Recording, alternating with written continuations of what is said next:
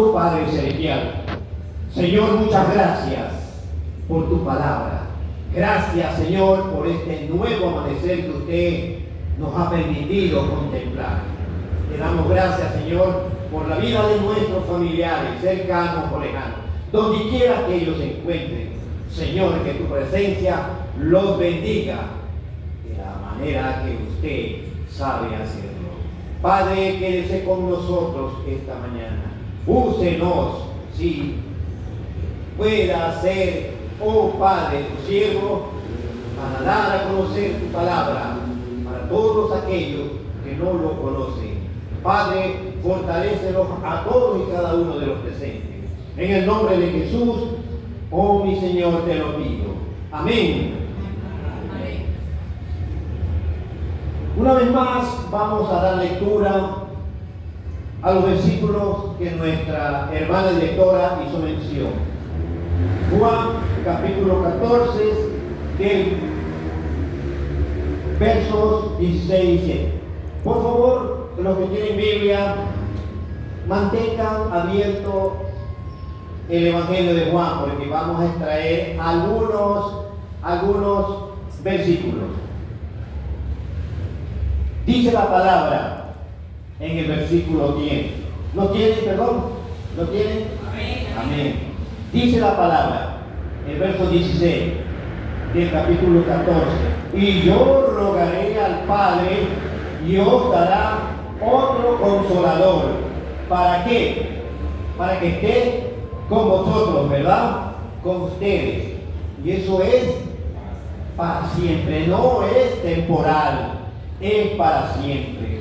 El 17 dice, el Espíritu de verdad al cual el mundo no puede recibir porque no le ve ni le conoce, pero vosotros, es decir, ustedes, le conocéis. ¿Por qué? Porque mora, porque vive en nosotros y estará con nosotros. Una vez más, amén. Una vez más, el tema de esta mañana dice las buenas nuevas o buenas noticias de salvación.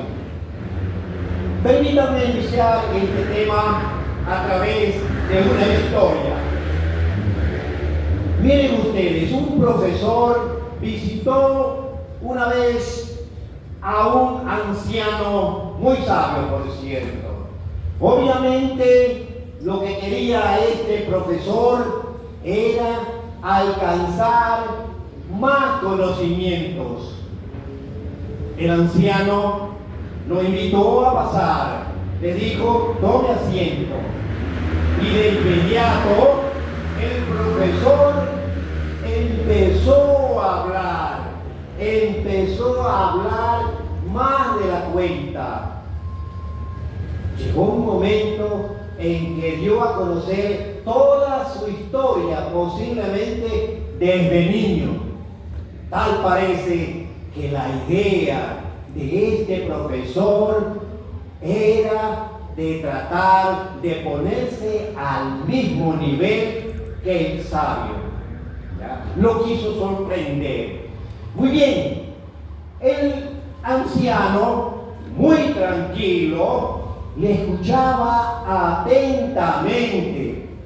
Llegó un momento en que el anciano le dice al profesor, ¿podemos tomar una tacita de café? Y el profesor le dice, encantado, es lo mejor que has hecho.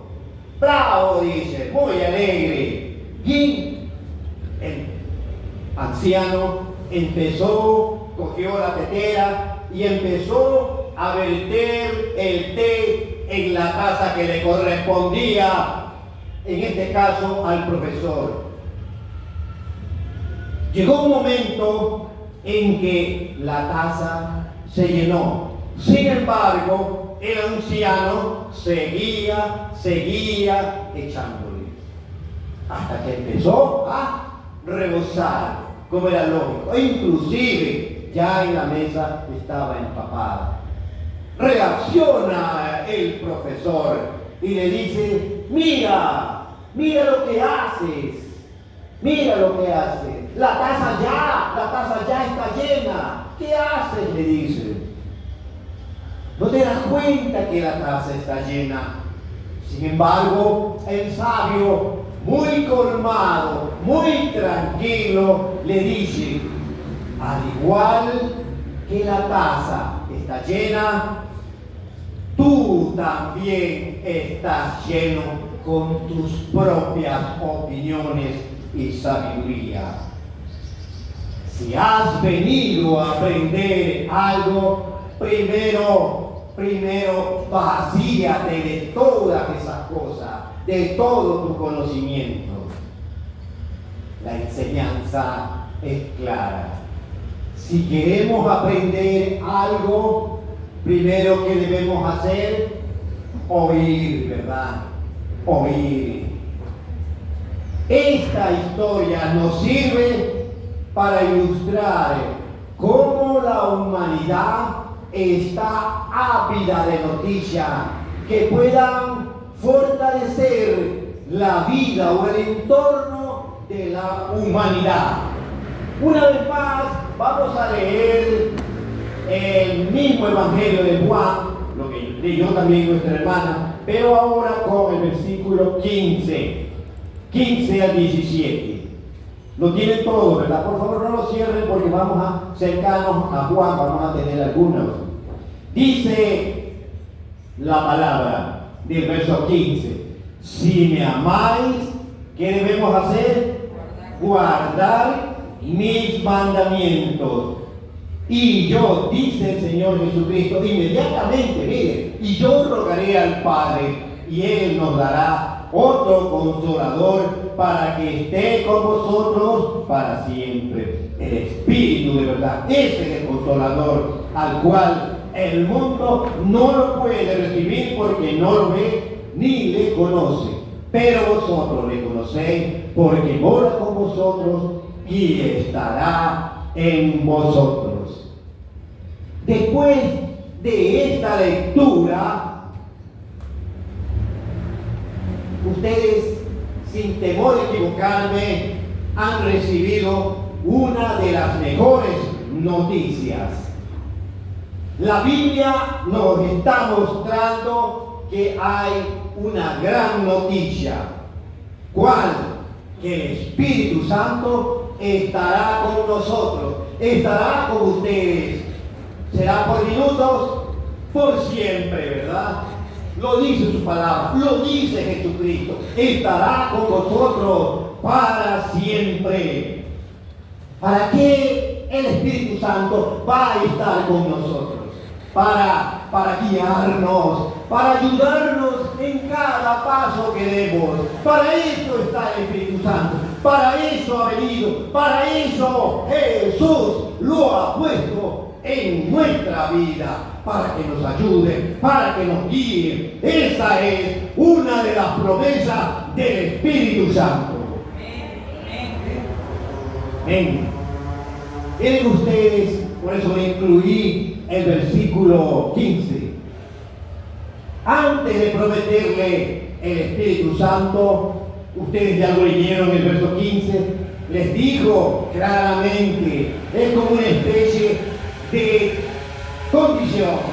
Les dijo: si me amáis, guardad mis mandamientos, si me amáis. Y luego el resto viene por añadidura.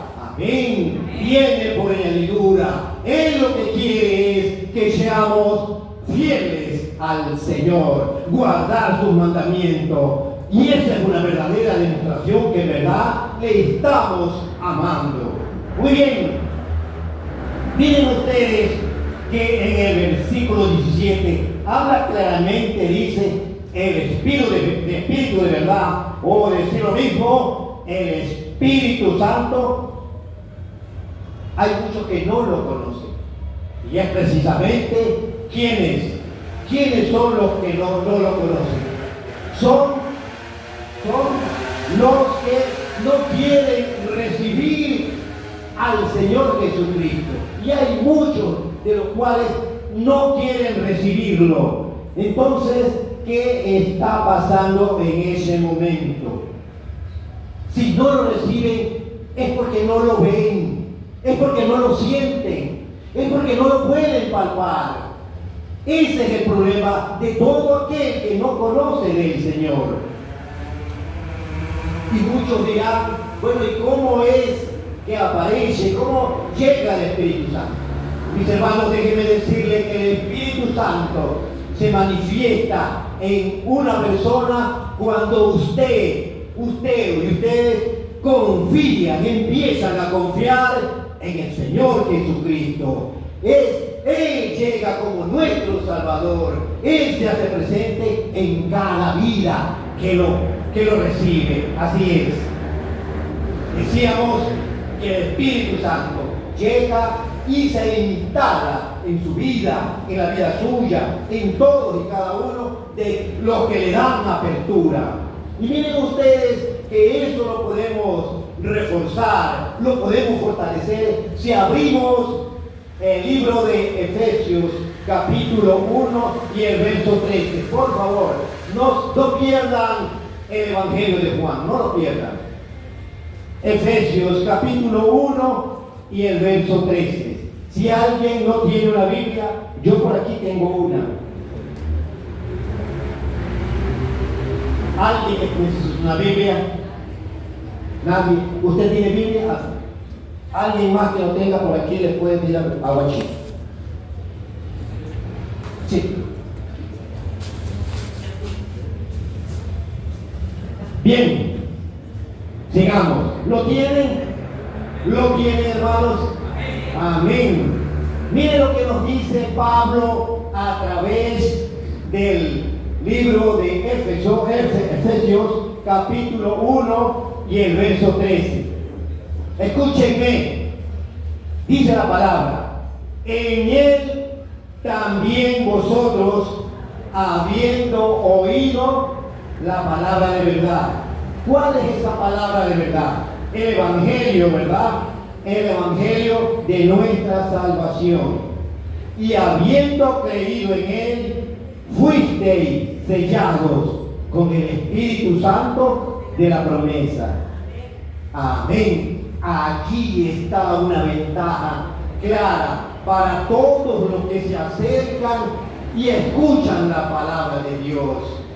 Y además para todos los que creen, para todos los que confían en Jesús. En cada uno de ellos se mostrará el sello del Espíritu Santo.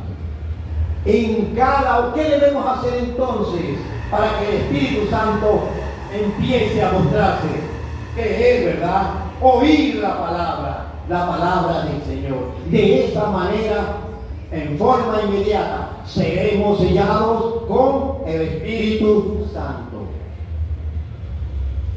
Este sello del cual habla Pablo nos identifica como verdaderos cristianos, como verdaderos hijos de Dios. El sello del Señor nunca se borra, porque el sello del Señor se manifiesta en el interior de cada uno de los corazones vuestros. Por esa razón nunca se va a borrar. Y hay una ventaja. Ahora sí, con el Espíritu Santo a su lado, usted ya puede caminar con tranquilidad, porque ya no va a estar solo. El Espíritu Santo va a andar con usted. Y una recomendación para todos aquellos que tienen la conducción: oren, clamen al Señor cuando van a viajar. Dígale: Señor, que vuestro Espíritu Santo sea mi copiloto. ¿Alguien puede decir amén? Amén, amén, amén. Sigamos revisando qué más la Biblia nos muestra. Miren ustedes, la palabra de Dios nos va a mostrar tres aspectos que todos nosotros, que la humanidad entera debe conocer. En primer lugar, el hombre debe reconocer reconocer que es pecador por naturaleza. Cuando hablamos de que el hombre es pecador por naturaleza, es porque tenemos la inclinación hacia el pecado. Hay esa inclinación directa, de tal manera que siempre va a haber los deseos de los ojos, siempre va a haber deleites, siempre va a haber pasiones desordenadas. Todo aquello sucede cuando la naturaleza del hombre es pecaminosa. Pero lamentablemente eso no nos va a permitir cumplir, obedecer la voluntad de Dios. No lo va a permitir porque nuestros ojos siempre están mirando lo que a Dios no le agrada. Así es. Muy bien. Pero ¿qué está pasando en ese momento? Sin darnos cuenta, estamos rechazando al Señor.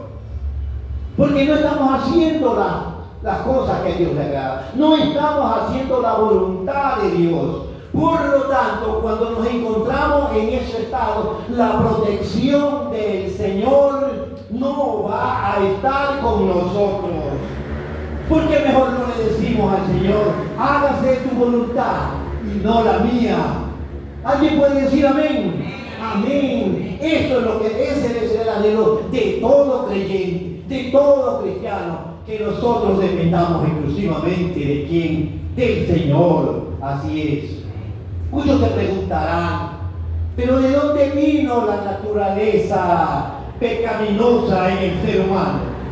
Yo creo que la mayoría conoce ya que Dios creó al hombre, pero lo creó libre de pecado. Sí, lo creó libre de pecado. Por lo tanto, la naturaleza en esa época del hombre era libre de todo pecado. Sin embargo, la voluntad de Dios fue rechazada. ¿Por quién? Por Adán y Eva, ¿verdad?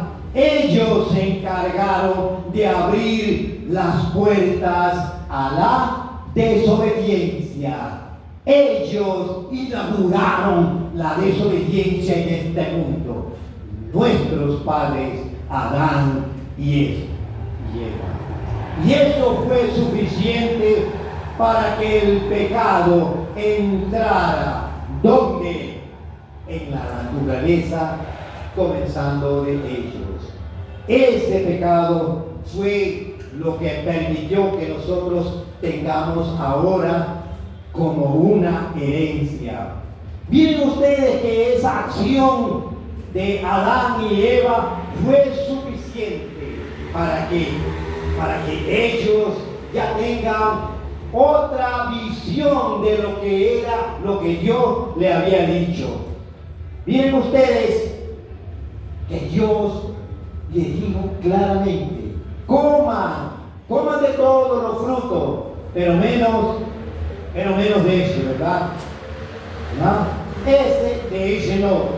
Miren ustedes que lamentablemente el pecado entró en la naturaleza de ellos.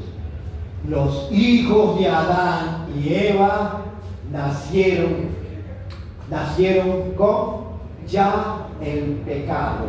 Sí, ellos nacieron ya con la naturaleza pecaminosa.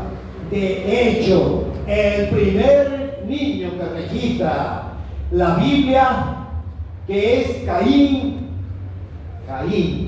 asesinó a su hermano. Él ya tenía la naturaleza del pecado. Revisen ustedes Génesis 4:8, y si alguien me puede ayudar. Génesis 4:8. No pierdan el libro de Juan. Si alguien lo tiene, por favor, amén, y puede. Es el primer libro de la Biblia. Y dijo Caín a su hermano Abel: salgamos al campo. Y aconteció que estando ellos en el campo, Caín se levantó contra su hermano Abel y lo mató. Amén. Lamentablemente, miren ustedes la historia de los dos primeros niños. Uno fue la víctima y el otro fue victimario. Así es. Por esa falta grave que cometió Adán y Eva, hemos heredado ese pecado.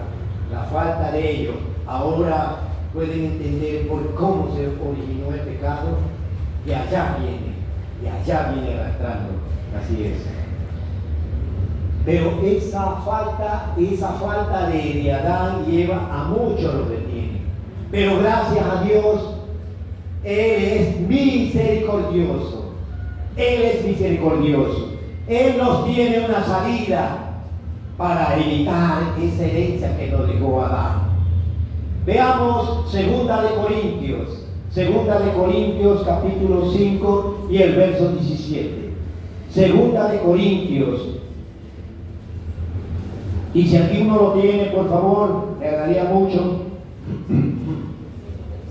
2 de Corintios capítulo 5 y el verso 17.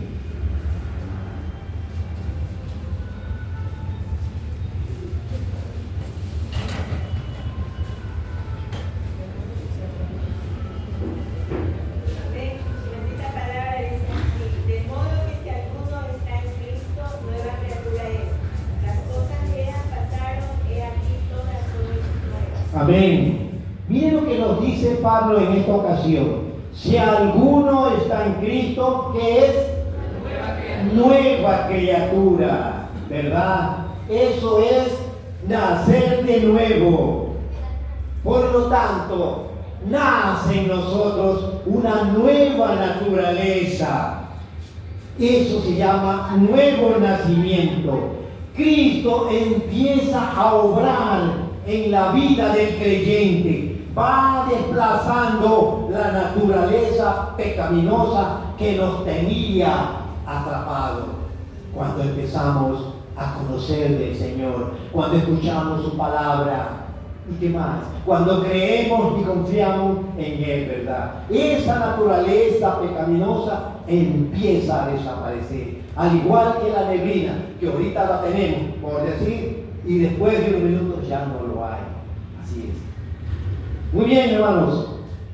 Les decía que ese nuevo nacimiento, no vayan a pensar que van a nacer de nuevo. No, eso es algo físico. Sí, es algo físico. ¿Ya? Por lo tanto, no es en nuestro cuerpo. No es los 9 meses del proceso que tiene la damita. No, se trata de un renacimiento espiritual. De eso se trata el nuevo nacimiento. ¿Y sabe cuál es la ventaja que empieza uno a tener? Porque con ese nuevo nacimiento empieza una relación muy estrecha con el Señor.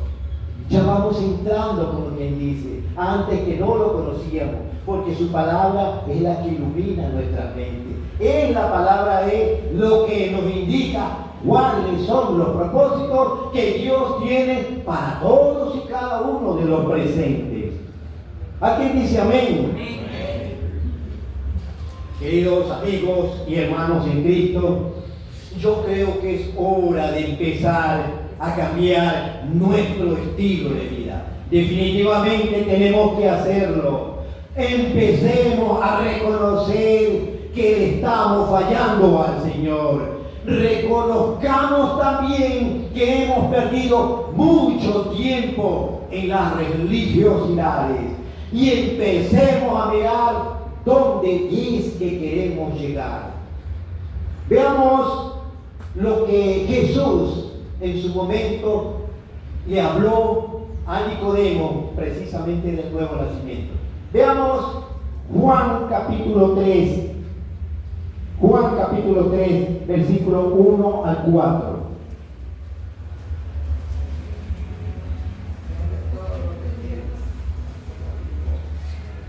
No, ese no es. Juan 3,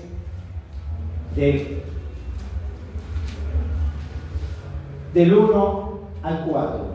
Había un hombre de los fariseos que se llamaba Nicodemo, un principal entre los judíos. Este vino a Jesús de noche y le dijo: Rabí, sabemos que has venido de Dios como maestro, porque nadie puede hacer estas señales que tú haces si no está Dios con él. Respondió Jesús y le dijo: de cierto te digo, el que no naciere de nuevo no puede ver el reino de Dios. Nicodemo le dijo: ¿cómo puede un hombre nacer siendo viejo? ¿Puede acaso entrar por segunda vez en el vientre de su madre y nacer? Amén, amén. Muchas gracias, hermano, muchas gracias.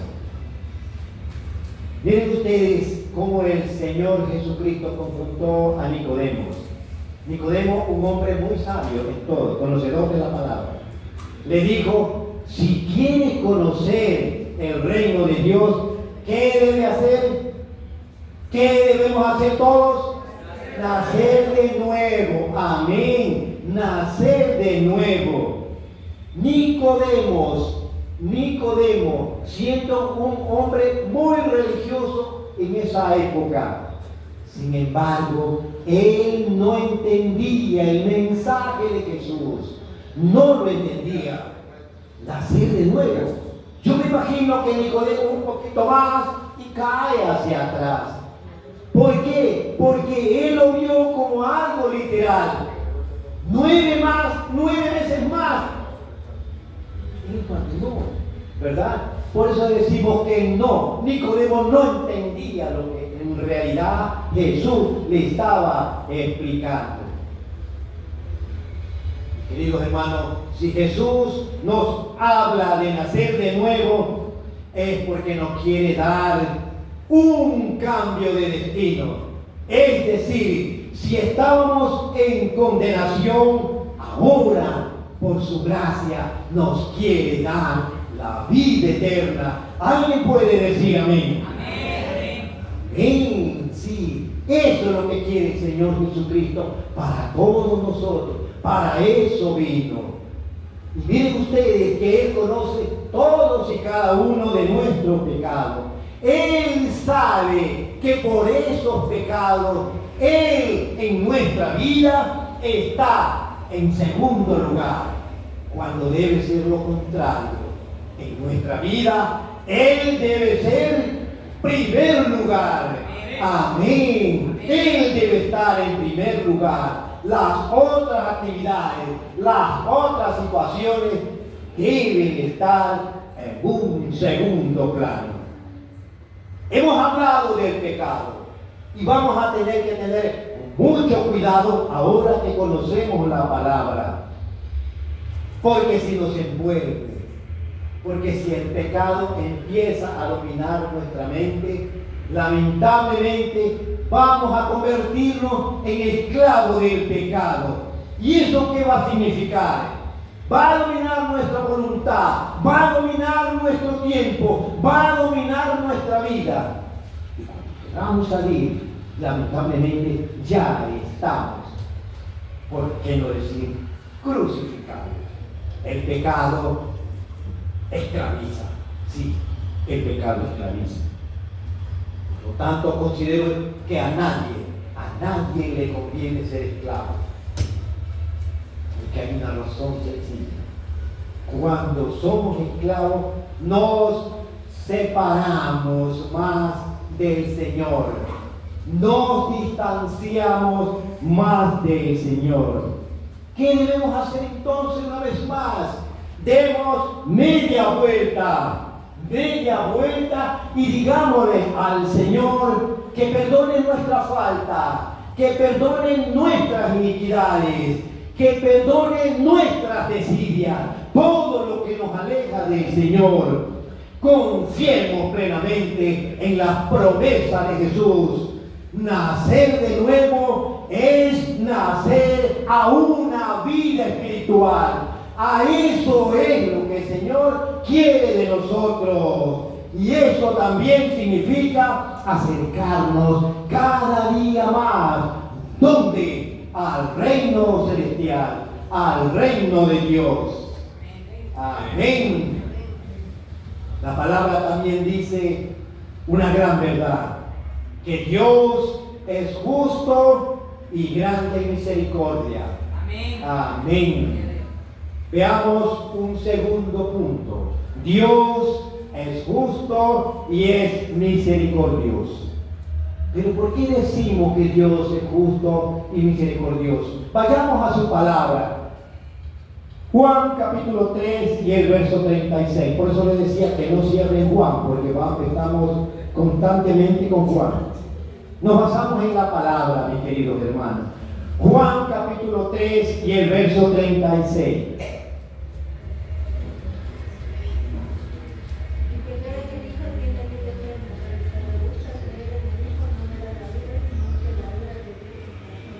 Amén, amén. Así es. Miren lo que dice Juan, capítulo 3 y el 26. El que cree en quién, en el Hijo, tiene vida eterna. Pero el que rechaza, el que rehúsa creer en el Hijo de Dios, no verá la vida, sino la ira de Dios cae sobre él.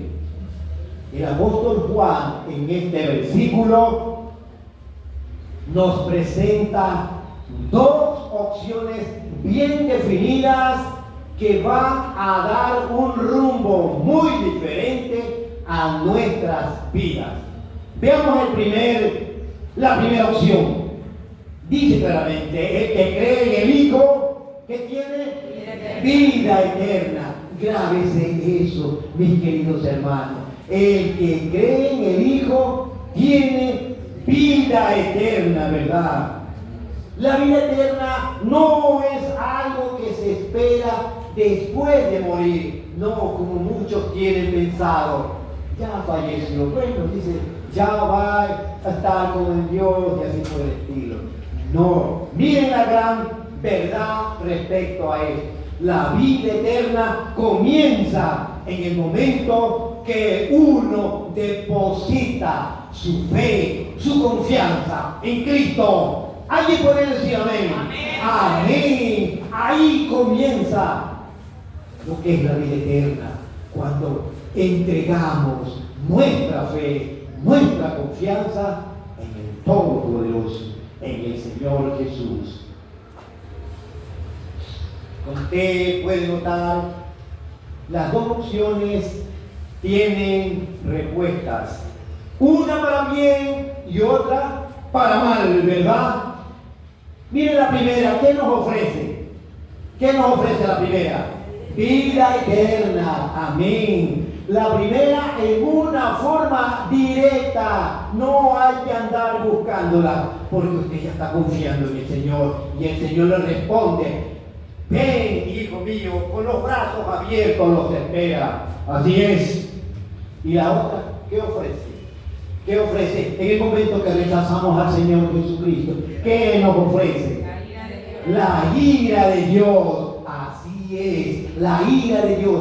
Y eso se da porque a veces nos gusta hacer lo que a Dios no le agrada. Por esa razón, la ira de Dios se manifiesta, más que todo porque no queremos buscar, no queremos confiar en el Señor Jesucristo. Les pregunto a ustedes, ¿cuál de las dos opciones le llama más la atención? Que creamos y de Amén, así es. Así debe ser, manifestarse. Creer en Jesús, ¿para qué? Para tener vida eterna. La otra queda descartado. Y ese es el trabajo que tenemos que hacer. Como decía la alabanza, tenemos que buscar que la mies, que es muy poca, vayamos allá. Vayamos a darle la palabra a todos aquellos que lo conocen. ¿Qué pasaría si usted escoge la opción creer en Jesucristo? ¿Qué pasaría? ¿Habrá beneficios? Si hay beneficios, creer en Jesucristo hay beneficios. Por ejemplo, lo primero que puede ser, hay una paz interior en su vida. Cuando usted escucha, cuando usted conoce de Jesús, cuando usted lo recibe, hay una paz interior. Usted ya no se siente solo, porque el Espíritu Santo está obrando en su vida. Hay esperanza para el futuro, hay fortaleza para enfrentar los momentos difíciles. Esa es una de las diferencias y una de las ventajas cuando creemos y confiamos en el Señor Jesucristo. Amén. Vamos a recordar, amén, las expresiones de Jesús cuando Él estuvo hace más de 2000 años. Veamos eso. Miren una que a mí siempre me llama la atención, más que todo en esta escasez de agua. Él dijo: yo soy el agua que quita la sed. Veamos qué nos dice Juan, capítulo 4, del 13 al 14. Juan. Amén. Juan 4, 13 y 14. Por favor, hermano. Respondió Jesús y le dijo: cualquiera que bebiere de esta agua volverá a tener sed. Mas el que bebiere del agua que yo le daré no tendrá sed jamás, sino que el agua que yo le daré será en el agua una fuente de agua que sale para vida eterna. Amén. Gracias, mi hermano. Miren ustedes, nosotros, todos, así nos esforcemos para buscar la mejor agua purificada, siempre tendremos sed, siempre lo vamos a tener. Pero si recibimos del agua, como dice el Señor, el agua del Señor, la cosa es diferente. Ingresa a nosotros y nosotros será como una agua que salta, ¿para qué? Para vida eterna. Esa es la diferencia. El Señor siempre está presto en todo. ¿Qué más dice el Señor? Yo soy el pan de vida. Sí, hay muchas personas que no tenemos trabajo, pero sin embargo de diferentes maneras nos llega. Vivimos por fe, porque el Señor nunca nos abandona, siempre está presto. Yo tenía 2 negocios, los cerré a raíz de la pandemia, pero sin embargo, aquí no tiene. Sí, porque he confiado plenamente en la mejor demostración del Señor, su compañía. Amén. Él dice también: yo soy la luz del mundo, para no vivir en esa oscuridad que es andar de aquí para allá. Él dice: yo soy el camino, la verdad y la vida. Todas estas manifestaciones de Jesús están a vuestra disposición. Sí, todas, no se queda ninguna, porque Dios dejó escrito en su palabra. ¿Qué les parece si vemos ahora la segunda opción? ¿Cuál es la segunda opción? Los que no quieren creer en Jesús, ¿verdad? Esa es la segunda opción que dice Pablo y que nos aclara. ¿Qué pasa con aquellos que rechazan a Jesús? ¿Qué pasa? En primer lugar, sin lugar a dudas, entran en la área que espero que nadie caiga. Se vuelven incrédulos. Sí, se vuelven incrédulos. No quieren que la palabra los guíe. No. En esas condiciones que están, piensa que no va a pasar nada. Realmente debe decirle que están equivocados. Sí. Les invito a ver su Biblia en Primera de Timoteo, capítulo 2 y el verso 5. Primera de Timoteo, capítulo 2 y el verso 5.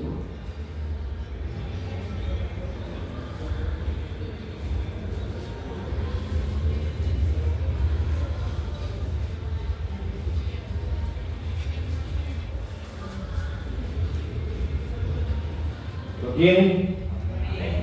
Alguien que pueda ayudar. Porque hay un solo Dios y un solo mediador entre Dios y los hombres, Jesucristo hombre. Amén. ¿Quién es ese mediador entre Dios y los hombres? No hay más mediadores, lo dice su palabra. Amén. No hay más mediadores. No hay hombres, no hay mujeres, no, nada.